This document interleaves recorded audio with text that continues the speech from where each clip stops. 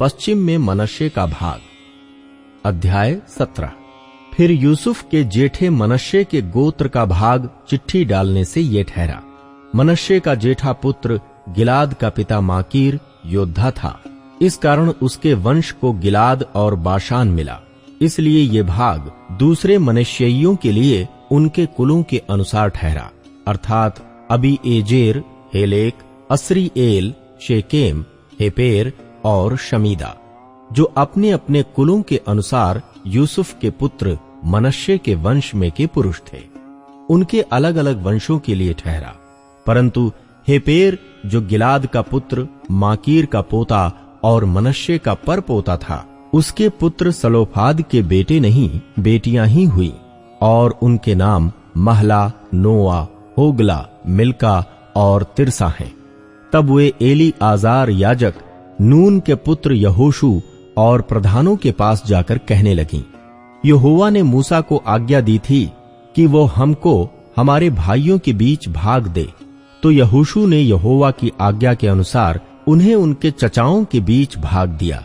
तब मनश्शे को यरदन पार गिलाद देश और बाशान को छोड़ 10 भाग मिले, क्योंकि मनश्शेइयों के बीच में मनश्शेई स्त्रियों को भी भाग मिला और दूसरे मनश्शेइयों को गिलाद देश मिला।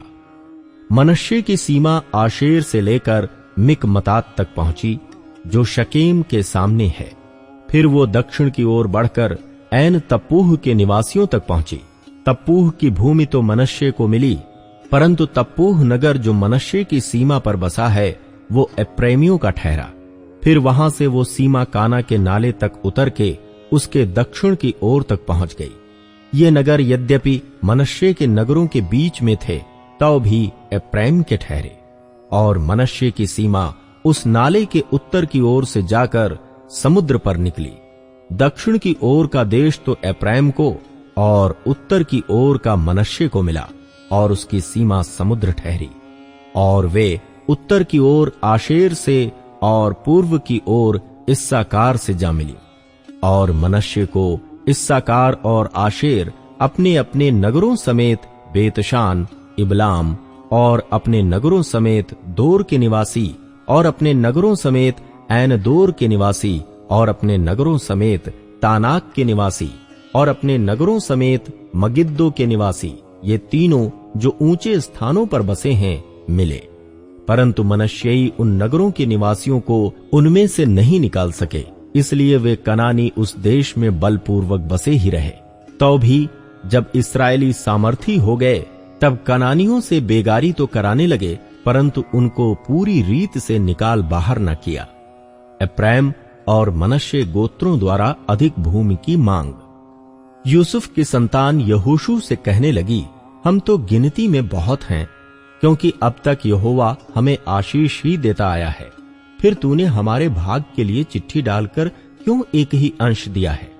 यहोशू ने उनसे कहा, यदि तुम गिनती में बहुत हो और एप्रैम का पहाड़ी देश तुम्हारे लिए छोटा हो, जो परिज्जियों और रपाइयों का देश जो जंगल है, उसमें जाकर पेड़ों को काट डालो। यूसुफ की संतान ने कहा, वो पहाड़ी देश हमारे लिए छोटा है, और बेतशान और उसके नगरों में रहने वाले और इज्रेल की तराई में रहने वाले जितने कनानी नीचे के देश में रहते हैं, उन सबों के पास लोहे के रथ हैं।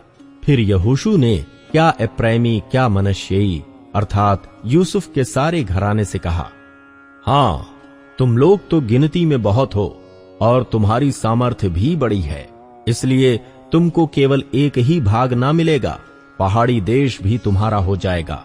क्योंकि वो जंगल तो है, परंतु उसके पेड़ काट डालो, तब उसके आसपास का देश भी तुम्हारा हो जाएगा। क्योंकि चाहे कनानी सामर्थी हों और उनके पास लोहे के रथ भी हों, तो भी तुम उन्हें वहां से निकाल सकोगे।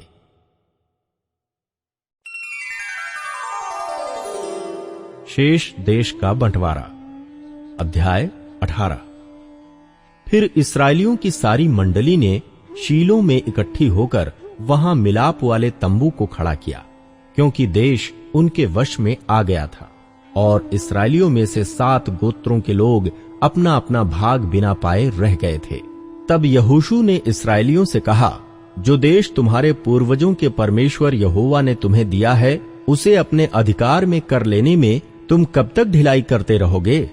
अब प्रति गोत्र में से 3 मनुष्य ठहरा लो, और मैं उन्हें इसलिए भेजूंगा कि वे चलकर देश में घूमे फिरें और अपने अपने गोत्र के भाग के प्रयोजन के अनुसार उसका हाल लिख लिख कर मेरे पास लौट आएं। और वे देश के 7 भाग लिखें। यहूदी तो दक्षिण की ओर अपने भाग में, और यूसुफ के घराने के लोग उत्तर की ओर अपने भाग में रहें। और तुम देश के 7 भाग लिखकर मेरे पास ले आओ, और मैं यहां तुम्हारे लिए अपने परमेश्वर यहोवा के सामने चिट्ठी डालूंगा। और लेवियों का तुम्हारे मध्य में कोई भाग ना होगा, क्योंकि यहोवा का दिया हुआ याजक पद ही उनका भाग है। और गाद, रूबेन और मनश्शे के आधे गोत्र के लोग यरदन के पूर्व की ओर यहोवा के दास मूसा का दिया हुआ अपना अपना भाग पा चुके हैं। तब वे पुरुष उठकर चल दिए, और जो उस देश का हाल लिखने को चले, उन्हें यहोशू ने ये आज्ञा दी, जाकर देश में घूमो फिरो और उसका हाल लिखकर मेरे पास लौट आओ, और मैं यहां शीलो में यहोवा के सामने तुम्हारे लिए चिट्ठी डालूंगा। तब वे पुरुष चल दिए और उस देश में घूमे, और उसके नगरों के 7 भाग करके उनका हाल पुस्तक में लिखकर शीलो की छावनी में यहोशू के पास आए। तब यहोशू ने शीलो में यहोवा के सामने उनके लिए चिट्ठियां डालीं, और वहीं यहोशू ने इस्राएलियों को उनके भागों के अनुसार देश बांट दिया। बिन्यामीन के गोत्र को दिया गया भाग। बिन्यामीनियों के गोत्र की चिट्ठी उनके कुलों के अनुसार निकली, और उनका भाग यहूदियों और यूसुफियों के बीच में पड़ा।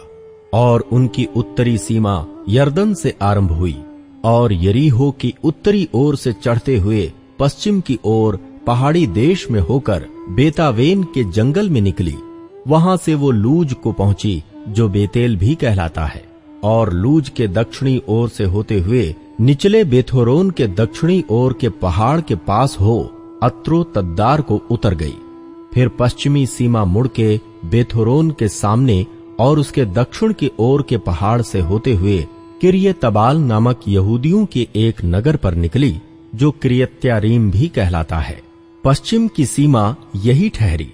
फिर दक्षिण की ओर की सीमा पश्चिम से आरंभ होकर किर्यत्यारीम के सिरे से निकलकर नेप्तोह के सोते पर पहुंची, और उस पहाड़ के सिरे पर उतरी जो हिन्नोम के पुत्र की तराई के सामने और रपाईम नामक तराई के उत्तरी ओर है।